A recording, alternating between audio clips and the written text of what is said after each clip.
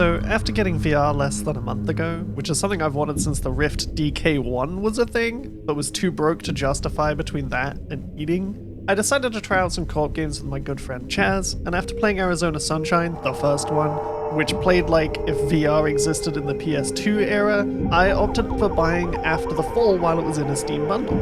And I gotta say, 1, they learned a lot from Arizona Sunshine, and 2, this game is incredible. The premise is a little hard to explain, but I'll try my best.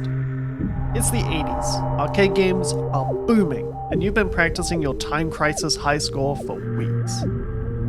But then, the world ends. An intense cold rolls through the bones of millions, an infection, reducing them to nothing more than ice-cold undead. The Snowbreed. Fast forward several years, and technicians have found a way to turn those old arcade games into something much more. A training ground for runners, the last line for supplies and the harvest of the Snowbreeds. Population control. We started containment here once we figured out we could repurpose old arcade cabinets for supplies. I've never been much of a gamer. I'm a gas-huffing gearhead. I cannot possibly expect to fluently and vividly paint the picture of what this game does to my ape brain. But it shoots serotonin into my noggin faster than the US Army shoots anything with oil. This game is incredible. It looks fantastic, it has an unsettling atmosphere without being an outright horror game, so you still get to blast some Snowbreed skulls at a fast pace. This is where I became such a good shot. Never thought I'd be shooting real undead 20 years later. And when you get biled and see the whites of their eyes glistening through the haze... I'm juiced. Can't see your hair, can't see your hair. Oh, I can see the eyes in the dark. Oh, that's creepy. Oh, that definitely doesn't translate very well in VR, but that is so creepy.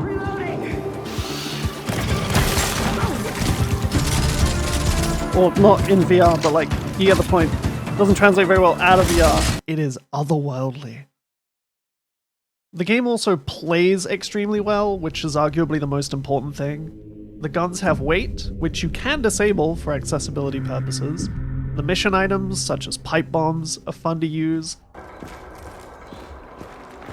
Well, I guess we'll play with these pipe bombs a little bit.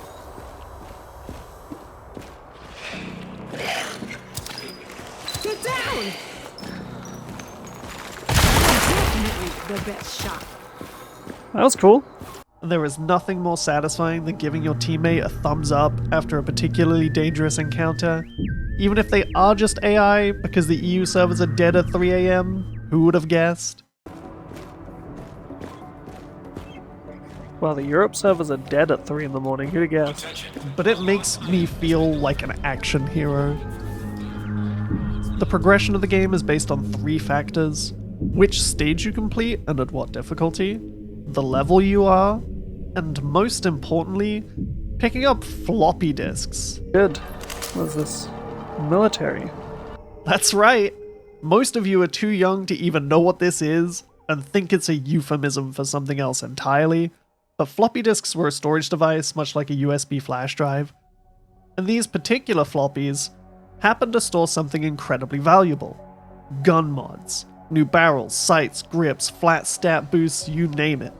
And if you reach a safe room and deposit it, you get the reward. But if you deposit it and make it to the very end of the level, you get even more. You will carry this floppy in one of your wrist pockets like your whole family would die if you didn't get it home, even sacrificing juice boosters and warhead grenades to carry this little square across the entirety of Chinatown. I've got to sacrifice some stuff that I own. Oh, I'm gonna need that for sure.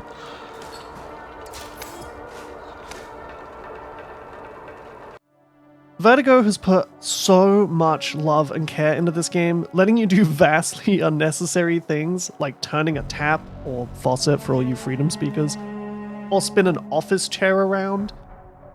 If you've got VR and a hankering for that Left 4 Dead gameplay loop, I cannot recommend this game enough. Missing team I see. I fear the worst. That you sprawl, though. Wonder what that's all about. My only issue with the game, and this is just from a content creator standpoint, is how low the desktop view is. For some of this B-roll, I had to actively look above my eyeline. You're looking low and I couldn't see down the gun at all.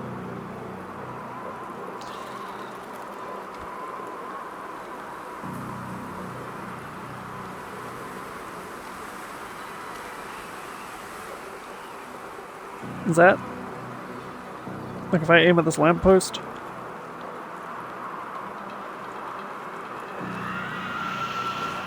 Oh, I don't think I can hang about. Can't see the lamppost at all, and the top of the gun's off screen. You might be seeing center.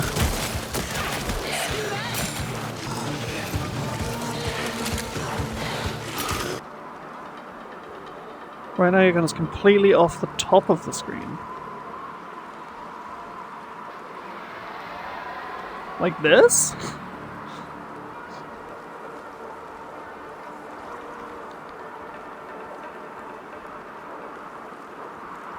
Now you're holding it central to the recorded area. That is so weird, because this is so low for me. Like, this is eyeline for me.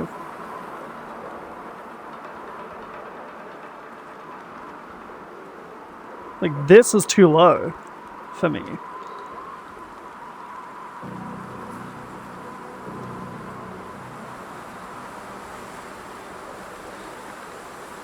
That's odd. Okay, well.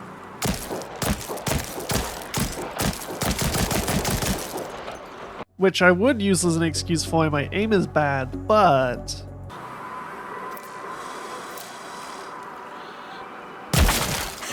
See that? Ignore that, chat. I'm definitely the best shot. I'm definitely not the best shot, lady. Aside from that one little hiccup that only really affects you if you're an entitled little content creator, the game's fantastic, and like I said before, I cannot recommend it enough if you like that Left 4 Dead style gameplay loop, and the aesthetic is just phenomenal.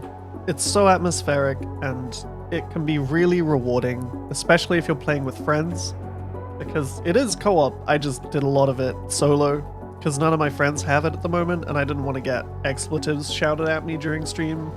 I think that would kill my channel before it even got off the ground, and I'd rather avoid that. Real quick, I know everyone hates this bit, I hate it too. If this video made you at least chortle, please consider giving it a like and sharing it with a friend. It would help me out tremendously, and if you're in the mood for some more background noise, you can check out one of my other videos on this channel, or my VOD channel, or if you're lucky, you can catch me live over on Twitch. All the links will be in the description below, and thank you so much for gifting me your precious time, and I will see you in the blistering Arizona heat. Goodbye. So you are one nasty son of a bitch.